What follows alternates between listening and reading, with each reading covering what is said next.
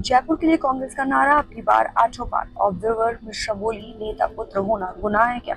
जिताऊ होगा तो टिकट क्यों नहीं मिलेगा? विधानसभा चुनाव में टिकट वितरण में जिताऊ उम्मीदवार की सबसे बड़ा मापदंड रखा गया है। जयपुर लोकसभा के ऑब्जर्वर और यूपी कांग्रेस विधायक दल की नेता आराधना मिश्रा ने राजधानी की 8 सीटों से नेताओं व दावेदारों के साथ बैठक करके फील्ड में चुनावी तैयारी की रणनीति का मंथन किया। आपको बता दें कि बैठक के बाद आराधना मिश्रा ने कहा कि जयपुर की 8 सीटों पर जीतेंगे और इसके लिए हमने अब की बार आठों पार का नारा देते हुए नेताओं को टारगेट दिए हैं। नेताओं के बेटों को टिकट काटने के सवाल पर आराधना मिश्रा ने कहा कि नेता का बेटा होना गुनाह है क्या? नेता का बेटा बेटी अगर जिताऊ है तो टिकट देने में क्या दिक्कत है? उसे टिकट क्यों नहीं मिलना चाहिए? टिकट वितरण में पार्टी का सिस्टम बना हुआ है। प्रदेश कांग्रेस कमेटी में जो पैनल बनेगा उसके आधार पर टिकट देंगे। जिताऊ योग और विश्वसनीय उम्मीदवार को टिकट देंगे। मिश्रा ने कहा, सबसे जरूरी चीज है कि चुनाव तो एक ही व्यक्ति लड़ेगा, एक से ज्यादा नहीं लड़ सकता। बाकी जितने भी लोग हैं जो कांग्रेस के ईमानदारी सिपाही हैं, जो कांग्रेस का झंडा लेकर चलते हैं, उन सब लोगों को एक साथ फील्ड में काम करना है। जयपुर लोकसभा की ऑब्जर्वर आराधना मिश्रा ने बैठक के बाद कहा कि आज आए दावेदारों में जोश नजर आया। उनके जोश को देखकर मुझे लगता है कि इस बार राजस्थान में सरकार रिपीट करेंगे। अगर दृढ़ इच्छा शक्ति, विश्वास किसी के साथ है तो आज मैं मानती हूँ कि वो आदरणीय गहलोत जी के साथ। मैडम, अभी आपने कहा आप पहली बार तो बैठक लेने आई हैं और आपने ऐलान कर दिया कि ऐसा लगता है आपकी बार आठों हमारी, तो कितने टिकटार्थी ऐसे मिले आपको 8 सीटों के लिए जिनका ऑब्जर्वेशन आपको ऐसा लगा कि 8 सीटें कांग्रेस को मिल रही? ये मैंने टिकटार्थियों के आधार पर नहीं कहा, ये मैंने जनता की जो आवाज सुनी ना उसके आधार पर, और मैं पहली बार नहीं आई।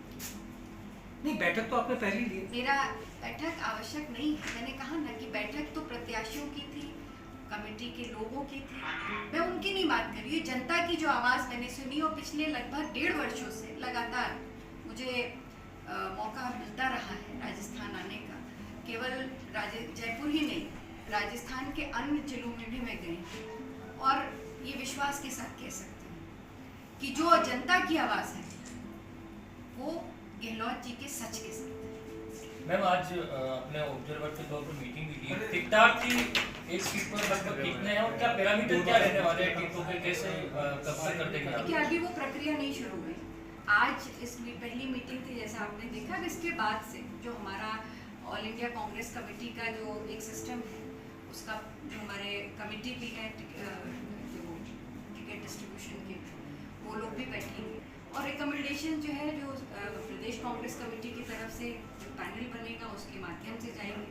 फिर जो क्राइटेरियाज हैं उनके आधार पर उनको बेस्ट कैंडिडेट, विनेबल कैंडिडेट, विश्वसनीय कैंडिडेट हम जनता के बीच। आज क्या हुआ है, मतलब आज जो आपने डिस्कस किया? आज सबको आह्वान किया गया है कि सबसे बड़ी जो ज़रूरी चीज़ है, देखिए चुनाव तो एक कैंडिडेट ही लड़ेगा, एक असेंबली कॉन्स्टिट्यूंसी में एक से ज़्यादा तो लड़ नहीं सकता। बाकी जितने भी लोग जो कांग्रेस के ईमानदार सिपाही जो हर परिस्थिति में कांग्रेस का झंडा लिए चलते रहे, उन सब लोगों को हमें एक साथ खड़ा करके एक साथ हमें अशोक गहलोत जी के नेतृत्व में सबको एक साथ चलना, और इसका विश्वास यहाँ मौजूद हर कांग्रेस जन ने मुझे दिया। मैडम, क्योंकि आपकी पहले के बाद ही इसको रिपोर्ट देंगे, फिर अब वन करके भी अभी रिपोर्ट देने की बात नहीं। अभी तो आज पहली हम लोग को अपने डिस्ट्रिक्ट की कमिटीज के साथ, कैंडिडेट जो सिटिंग है उनके साथ, इनके सबके साथ मीटिंग लेनी है। अब इसके बाद ये दौर चलता रहेगा ना, मैं कहीं जाऊंगी और फिर आप लोगों से भी बात करनी थी, इसलिए पहली प्रेस कॉन्फ्रेंस भी करनी थी, तो आप लोगों के बीच में भी मुझे आना था। ये दौर चलता रहेगा और अभी इसकी शुरुआत हम लोग आगे करेंगे। जो हमारा, मैंने फिर से मैं दोहराऊंगी कि आईसीसी का अपना एक पैटर्न है, उस पैटर्न पे हमें लोगों के नाम आएंगे, पैनल बनेंगे, उसको लेकर के हम फिर आगे। मैडम, क्या फैमिली के लोगों को टिकट देने के ऊपर कांग्रेस सोचेगी? क्योंकि आपने मीटिंग अभी नहीं ली है। सभी कांग्रेस फैमिली के हैं। नहीं, जो परिवार, कांग्रेस परिवार बहुत बड़ा है। जो परिवार के लोग, नेताओं के नेताओं के परिवार पत्नी, बहू, इनकी बात हो रही है। देखिए, ये गुनाह तो नहीं है। क्या ये गुनाह है? आप पत्रकार हैं, आपका बेटा या बेटी अगर पत्रकारिता करता है तो वो गुनाह तो नहीं करता। मैं फिर दोहराऊंगा, पार्टी की जो नियत है और नीति दोनों स्पष्ट है। जो कैंडिडेट पार्टी के लिए, अच्छा होगा, वेल्युएबल होगा, विश्वसनीय होगा, हम उसको टिकट। मैडम, आप सरकार की फ्लैगशिप स्कीम्स की बात कर रहे हैं, लेकिन बीजेपी 2 मुद्दों पे आपको घेर रही है। एक तो महिलाओं के प्रति लगातार बढ़ते अपराध और एक पेपर लीक और युवाओं में रोजगार के कम अवसर। तो आपको लगता है ये 2 मुद्दे भारी पड़ सकते हैं आपकी अन्य? आपने बहुत अच्छा सवाल किया, और महिलाओं के मुद्दे पे आपने जो सवाल किया इस पे तो मैं ज़रूर बोलूँगी।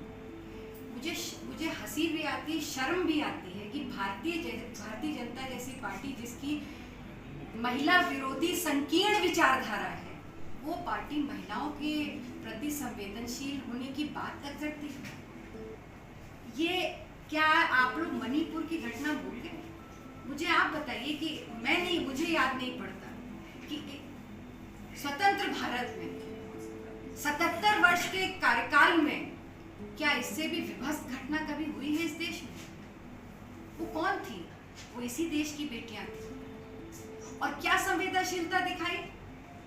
अरे कार्यवाही तो छोड़ दीजिए, 2 मई की घटना, 15 दिन बाद एफआईआर होती है, और एफआईआर के बाद होम मिनिस्टर उसके बाद 2 बार जाते हैं, तो क्या उन्होंने इस घटना की जानकारी नहीं थी? उसके बाद जब ये किसी तरह से जब पब्लिक डोमेन में ये खबर आ जाती है, उसके बाद होम मिनिस्ट्री जागती है। और तो और इस देश के प्रधानमंत्री, वो केवल भारतीय जनता प्रधानमंत्री नहीं, वो हम सबके प्रधानमंत्री हैं।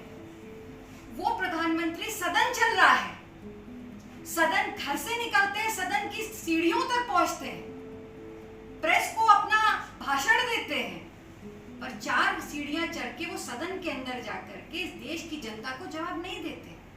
ये संवेदनहीनता की पराकाष्ठा है। वो पार्टी जब महिलाओं के साथ संवेदना की बात करती है, तो मैं मानती हूँ कि इससे बड़ी घृणित और बयान भारतीय जनता पार्टी नहीं दे सकती।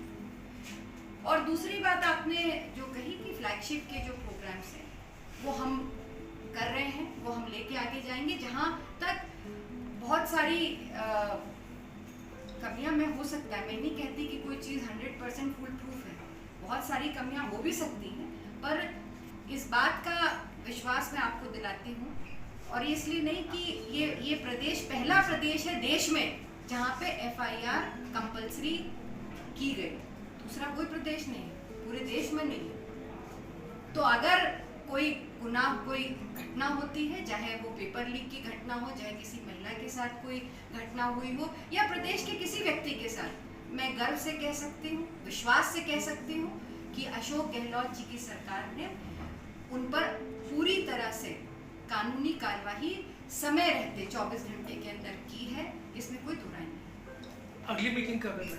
जल्दी रखेंगे। आप लोग को बराबर तकलीफ देते हैं। Close door